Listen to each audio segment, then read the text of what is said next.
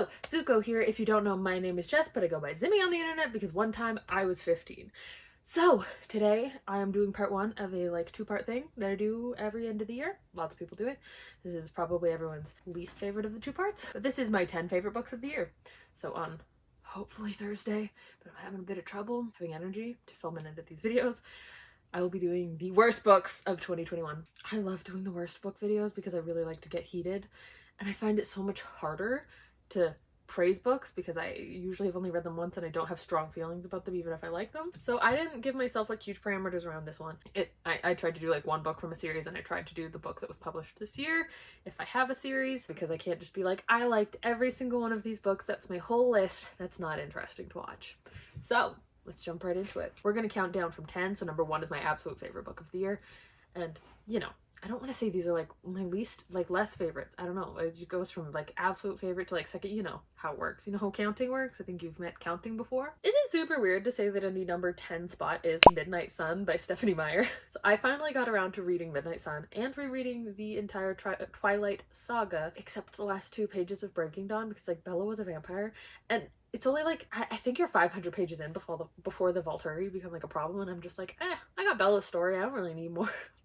I kind of DNF'd it, but I don't count it as a DNF. But yeah, I finally read Midnight Sun, and I know a lot of people are Edward was so creepy in this and whatever, and I get that there's probably something fundamentally wrong with me, but I don't know, I liked it. I thought it was good. I didn't think he was creepy. I didn't think he was creepier than he already was portrayed as. He seemed pretty normal by Edward Cullen standards, if that makes sense. There weren't really things that caught me off guard that I wasn't expecting from him, and I liked that we got to see why Edward's moods changed so fast. In the Twilight books, it just seemed weird how he would be happy and then all of a sudden he'd be really mad, and you didn't know why or what was going through his head, and you got that, and I kind of liked it. But there was also a huge car chase scene. I don't know fuck all about cars, you guys. I don't drive. I'm 26 and I don't drive, and I don't understand the car chase scenes, and I don't understand car language and fancy cars, so that was kind of lost on me. But I don't know, I found this book really fun, and it was really fun to revisit the Twilight saga, so this is number 10 on my list. In the number 5 spot is Small Favors by Aaron A. Craig. I have tried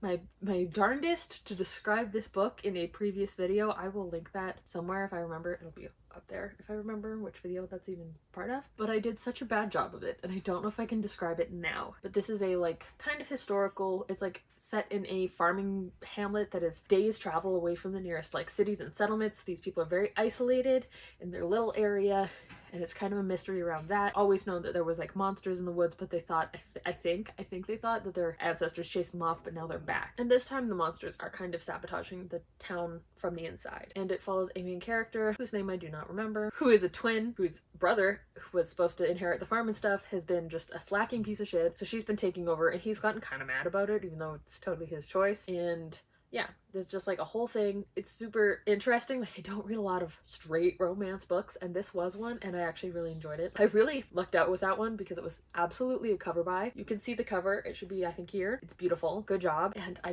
really liked it, and I would be interested in picking up more books that Aaron A. Craig has written. In the number 8 spot, I'm gonna say Network Effect and Fugitive Telemetry by Martha Wells. They're novel 1 and novella 5 in the Murderbot series. I am putting this lower on the list specifically because those are the 2 books that I read for the first time this year.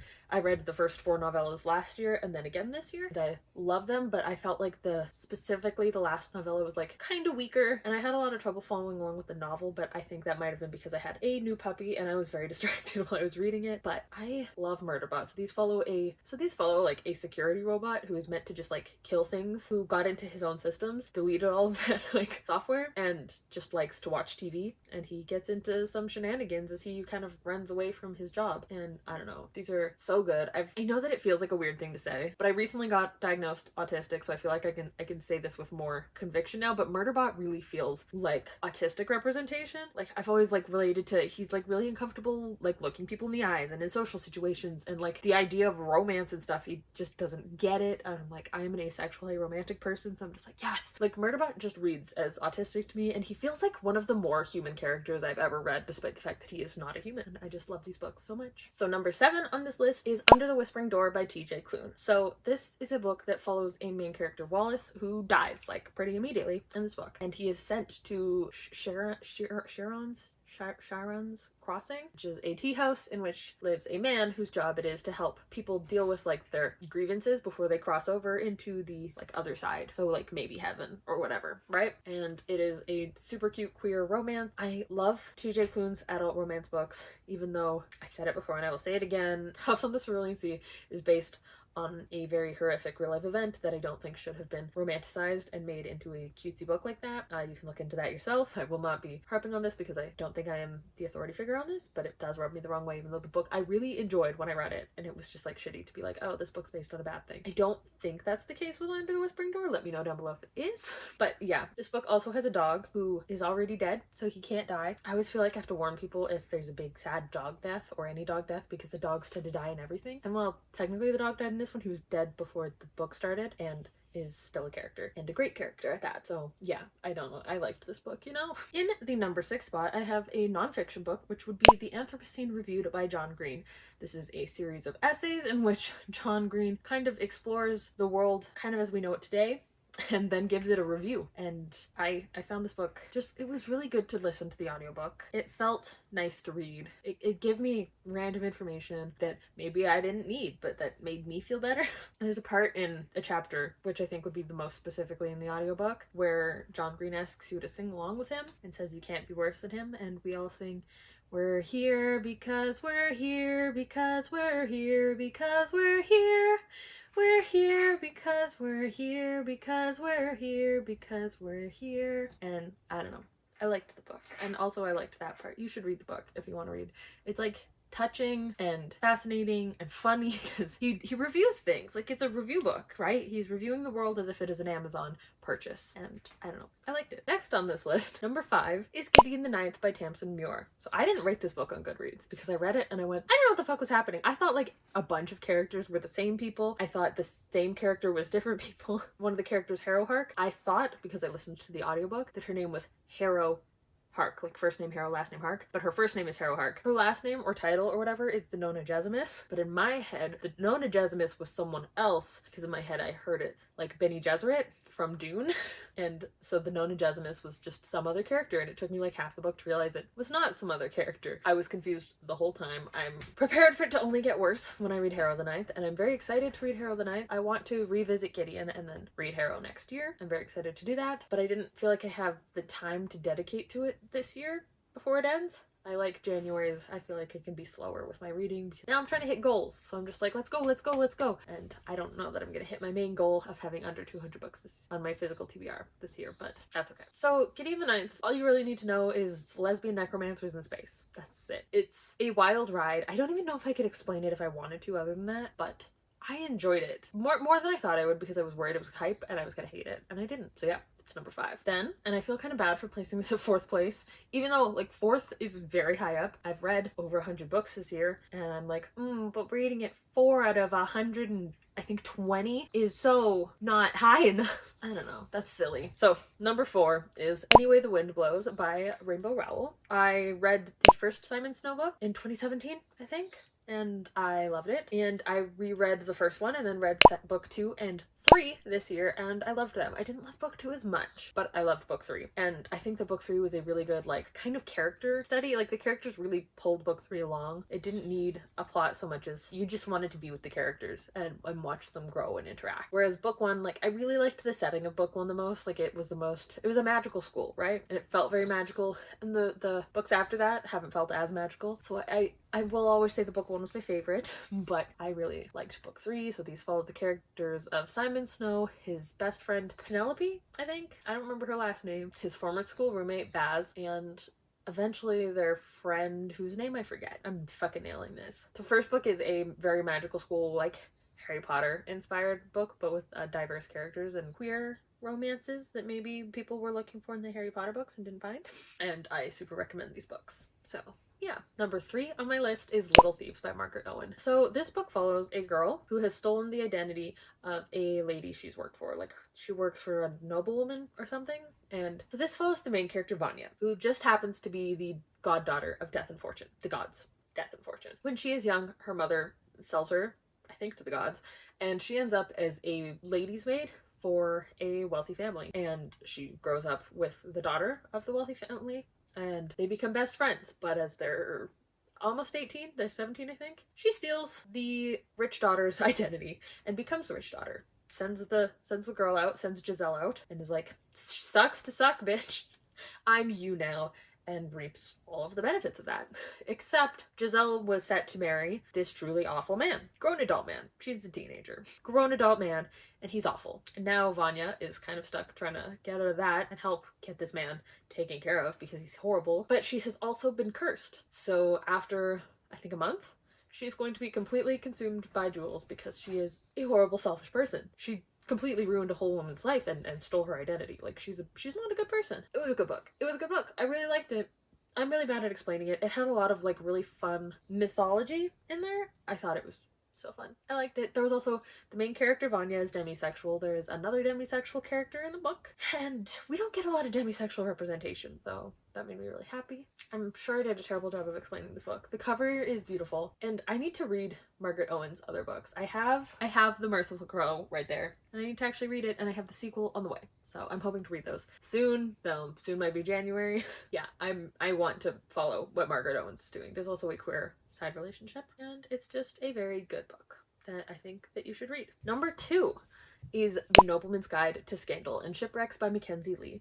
This is the third book in the Montague trilogy. If you're unfamiliar, book 1 came out in 2017. It is a historical magical realism series, I think. The first book follows Henry Montague, who is supposed to be doing his grand tour of Europe, which is essentially where like rich kids go and terrorize other countries for a while before they have to settle down and be a man. And he goes with his best friend, who is a black boy named Percy, who maybe has way more going on than Monty understands, and his little sister Felicity, who is supposed to be going to a ladies' school. But Monty ends up stealing some shit, and they end up on a whole chase. There's a whole adventure. It's great. Also, Monty and Percy are in love, like objectively. Like, that's the book. The book is also about them realizing they're in love with each other. The second book follows Felicity, Monty's sister, as she goes on her own adventure while trying to become a doctor and have people take her seriously because women can't be in the medical field. Third book, it comes about 20 years later, where their younger brother, who was a baby when they ran away and had all their shenanigans, Adrian, is now an adult, and he accidentally meets Monty,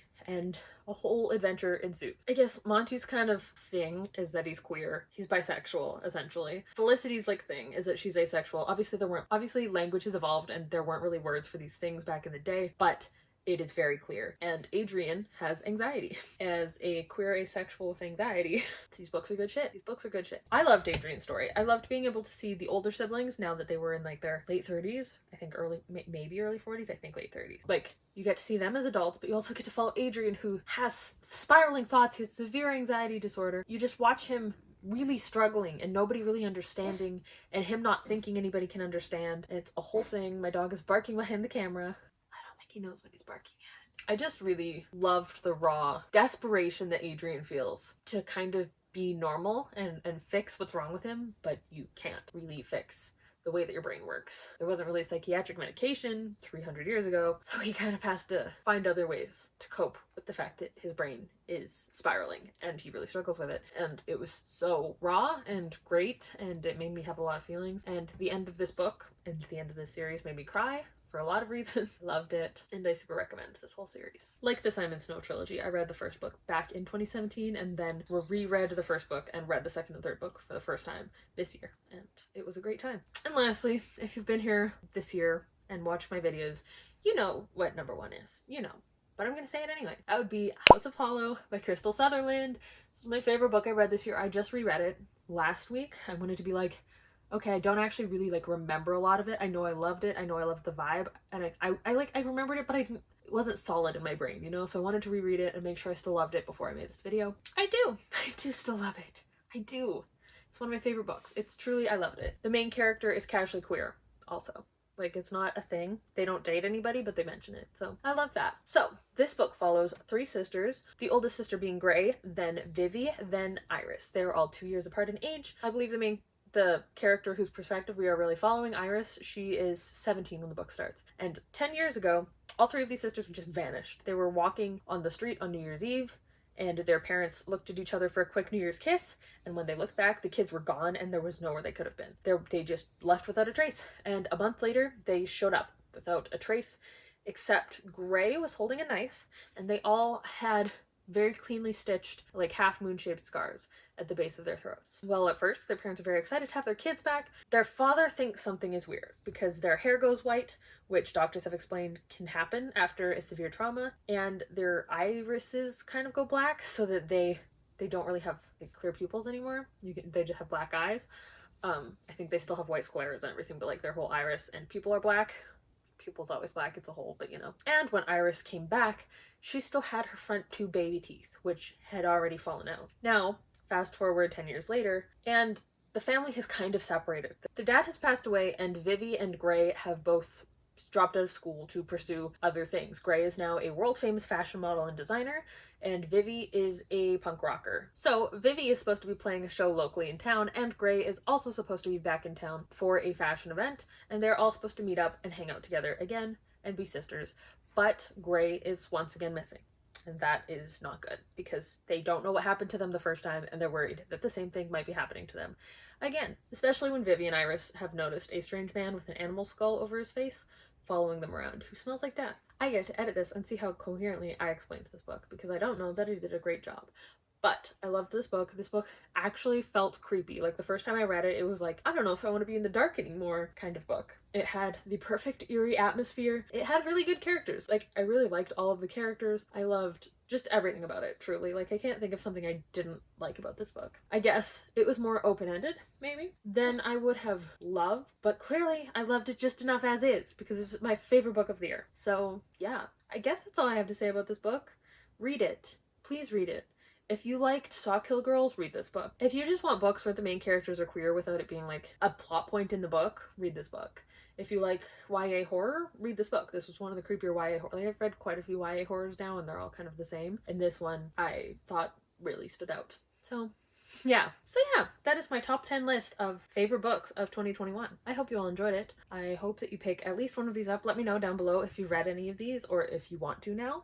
And I will see you hopefully in 2 days when I do the worst books of 2021. But yeah, I will see you whenever I do my next video. Oh, hello, Zuko here. If you don't know, these pants have like I don't know if you can see it. I don't know if you can see that there's a huge hole in them and I can just feel it ripping, but they're super comfy and easy to put on for videos. And I'm still sad that they ripped, but I have them on high and now they're just ripping more as I sit down, so that's really fun for me.